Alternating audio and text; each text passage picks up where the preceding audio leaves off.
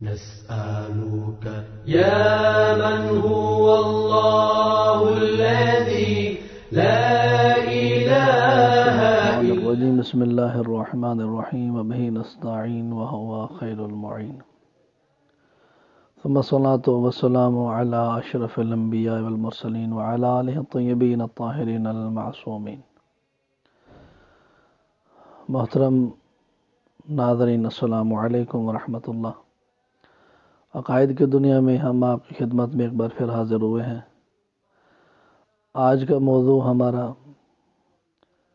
عدل خداوندی ہے، چونکہ ہمارا سلسلہ اصول دین سے فروع دین تک چل رہا ہے، کہ جس میں ہم نے توحید اور اس کے متعلق مختصر جو ضروری باتیں تھیں وہ آپ کی خدمت میں گوش گزار کر دیں۔ آج عقیدہ عدل کہ جو شیعہ خیر البریہ کا عقیدہ ہے خداوند متعال کی ذات کے متعلق، عدل کیا ہے، یعنی خداوند متعال کو ہم نے عادل ماننا ہے، یہ عقیدہ رکھنا ہے، انصاف کرنے والا ہے، ظلم و بربریت کرنے والا نہیں ہے۔ اگرچہ اس نظریے میں ہمارے ساتھ جو باقی مذاہب ہیں ان میں سے بعض ہمارے ساتھ نہیں ہیں، وہ اس عقیدے کو اپنائے ہوئے نہیں ہیں، اس عقیدے کو وہ تسلیم نہیں کرتے۔ ہاں، جو مذہب شیعہ خیر البریہ ہے اس کا اصول دین میں سے دوسری اصل عدل ہے کہ جس کا عقیدہ رکھنا ضروری ہے۔ کیوں؟ اس لیے کہ خداوند متعال خود عدل اور انصاف اور کے متعلق حکم دیتا ہے، اور ظلم و بربریت سے بچنے اور روکنے اور نہ کرنے کا حکم دیتا ہے، منع کرتا ہے ظلم کرنے سے۔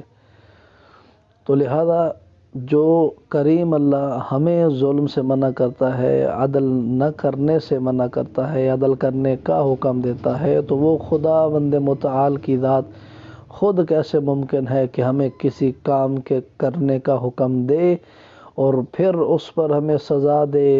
یہ ایسا ممکن نہیں ہے، کیونکہ وہ کریم اللہ ہمیں خلق کرنے والا ہے اور ہمیں حکم دینے والا ہے، جس نے اپنی مخلوق کو عدل کرنے کا حکم دیا ہے۔ وہ اس برائی میں کیسے داخل ہو سکتا ہے؟ خود برائی کو کیسے اپنا سکتا ہے؟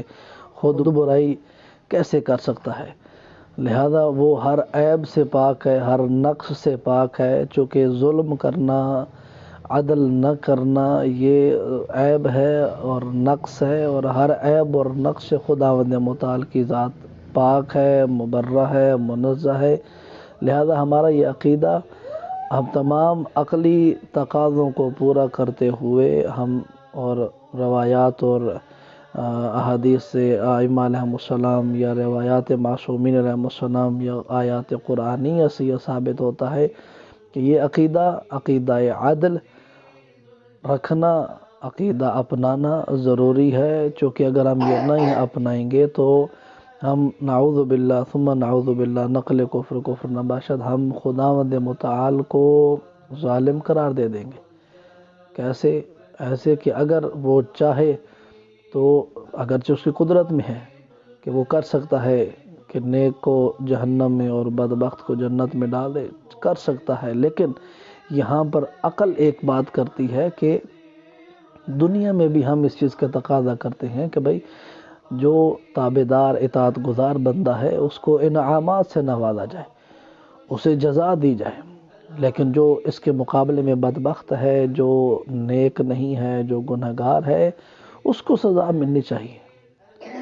تو اگر یہ اس کا عکس ہو جائے تو ہر انسان، ہر عقل مند انسان یہ کہتا ہوا نظر آتا ہے کہ نہیں، یہ ظلم ہوا ہے، زیادتی ہوئی ہے، تو ہم عام انسان کے متعلق یہ کہتے ہیں کہ یہ ظلم ہے، زیادتی ہے، یہ شخص برا ہے، اس نے غلط کیا ہے، تو وہ تو خداوند متعال کی ذات ہے، وہ کیا ان برائیوں میں داخل ہوگی؟ برائیاں ایسی نعوذ باللہ کرے گی؟ نہیں، بلکہ وہ کریم ذات ایسی ہے کہ جو ہر نقص، ہر برائی سے پاک ہے۔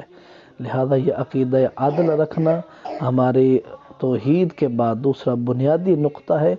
باقی احباب سے بھی گزارش کروں گا کہ اس عقیدے کو اپنائیں، اس عقیدے پر گامزن ہو جائیں۔ اس عقیدے کو اپنانے سے بہت سی ایسی شکیں ہیں، بہت سی ایسی باتیں ہیں کہ جو ہمیں اس عقیدے کو اپنانے کے بعد سمجھ آنا شروع ہو جائیں گی۔ دعائے خداوند منان سے کہ ہر ایک کو ہدایت کا رستہ دکھائے اور ہدایت پر چلنے کی توفیق عطا فرمائے۔ وما علینا الا البلاغ، والسلام علیکم ورحمۃ اللہ وبرکاتہ۔